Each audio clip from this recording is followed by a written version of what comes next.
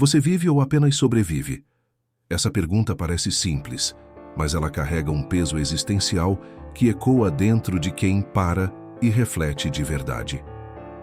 Henry David Thoreau, filósofo, naturalista e escritor americano do século XIX, passou 2 anos e 2 meses vivendo sozinho numa cabana à beira do Lago Walden, cercado por natureza e silêncio, porque queria descobrir a essência da vida.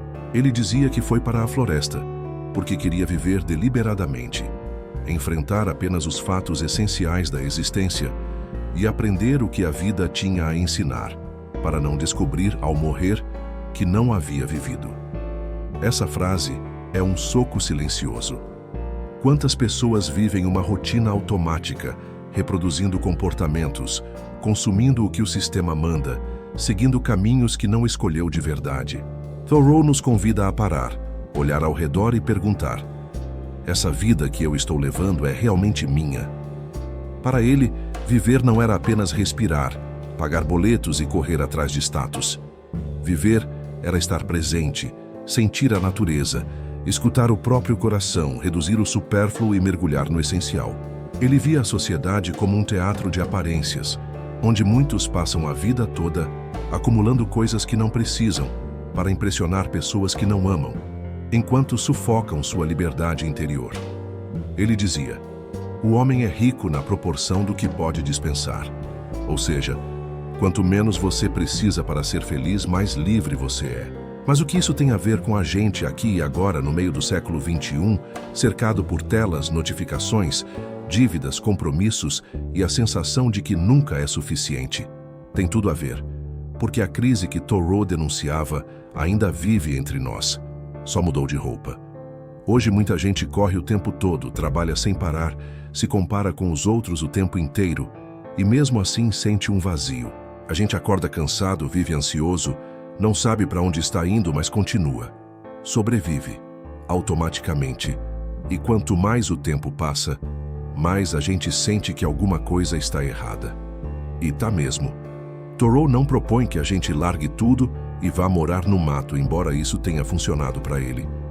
O que ele propõe é que a gente se reconecte com o que é essencial, que a gente pare de correr atrás de metas que nem são nossas, que a gente desacelere o pensamento, desligue o barulho do mundo e ouça o que a nossa alma está tentando dizer há muito tempo. Ele acreditava que a verdadeira revolução começa dentro da gente, quando escolhemos viver com mais propósito. Isso significa cortar o excesso, silenciar o caos e redescobrir o que realmente importa. Significa sair da engrenagem da pressa e do consumo e começar a viver com presença. Quando ele foi viver em Walden, ele construiu sua própria cabana, plantou o que comia, escreveu, meditou e, principalmente, observou. Ele observava as estações mudando, o barulho das aves, a respiração da terra. Ele dizia que naquele silêncio encontrou respostas que o mundo barulhento não conseguia dar. E isso não é fugir da realidade, é voltar para a realidade, porque a verdadeira vida acontece no agora. E o agora não grita, o agora sussurra. Thoreau acreditava que a maioria das pessoas leva uma vida de desespero silencioso. Uma existência em que tudo parece certo por fora, mas por dentro há um grito preso. Ele questionava o sistema, a política, o consumo, as religiões mecânicas e dizia que a liberdade verdadeira começa quando a gente tem coragem de ser quem é, mesmo que isso vá contra a multidão. Ele mesmo foi preso por se recusar a pagar impostos que financiavam guerras que ele não acreditava. Não era só filosofia de livro. Ele vivia o que acreditava. E é isso que torna seu pensamento tão forte até hoje. Thoreau nos chama para viver de verdade. Para não aceitar uma vida morna, programada, pequena, ele nos convida a parar de apenas existir e começar a viver com intenção.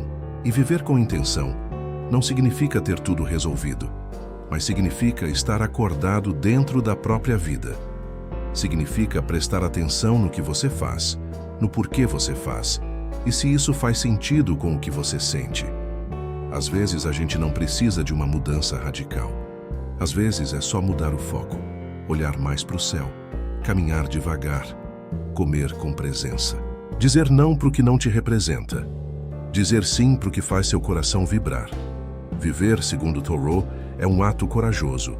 É sair do modo sobrevivência e escolher conscientemente o tipo de vida que você quer levar. Ele acreditava que o mundo tenta nos distrair do que realmente importa, o tempo inteiro. Mas se a gente tiver coragem de escutar o silêncio, de enfrentar nossos medos e de viver com mais verdade, a vida se transforma. E talvez o que você esteja procurando não esteja num curso, num emprego novo ou num relacionamento perfeito. Talvez esteja numa manhã silenciosa, numa página em branco, numa caminhada solitária ou numa escolha simples, viver com intenção. Porque a pergunta que Thoreau nos deixa é direta e não dá para ignorar. Quando você morrer, vai perceber que viveu de verdade?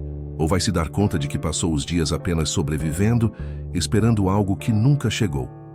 A resposta só você pode dar, mas o chamado está feito. A proposta de Thoreau não era fugir da vida, mas mergulhar nela. Ele acreditava que o essencial estava escondido atrás de muitas distrações. Por isso, escolheu viver com o mínimo: uma cama, uma mesa, algumas ferramentas, livros e silêncio. Silêncio para pensar, para escutar a si mesmo, para observar o mundo como ele realmente é. E isso não o tornou alienado, muito pelo contrário. Foi ali, isolado na floresta, que ele escreveu uma das obras mais profundas da literatura americana, Walden. Um livro que é ao mesmo tempo diário, manifesto filosófico e grito de alerta. Ele acreditava que viver bem não exigia riqueza nem luxo, mas atenção e presença. Segundo ele, nossa vida se dissipa em detalhes. Simplifique, simplifique. Você está construindo uma vida que te representa ou só sobrevivendo dentro de um sistema que te molda sem que você perceba? Quando Thoreau fala de viver deliberadamente, ele fala de assumir o protagonismo da sua vida, de não aceitar qualquer caminho só porque é o mais comum, de fazer escolhas com consciência, com coragem, com profundidade. Ele não está dizendo que é fácil, mas está dizendo que é possível. E talvez o primeiro passo não seja mudar o mundo lá fora, mas mudar a forma como você vive dentro de si. Diminuir o ritmo, respirar fundo, olhar ao redor e se perguntar com honestidade: isso aqui é vida? Ou é só sobrevivência?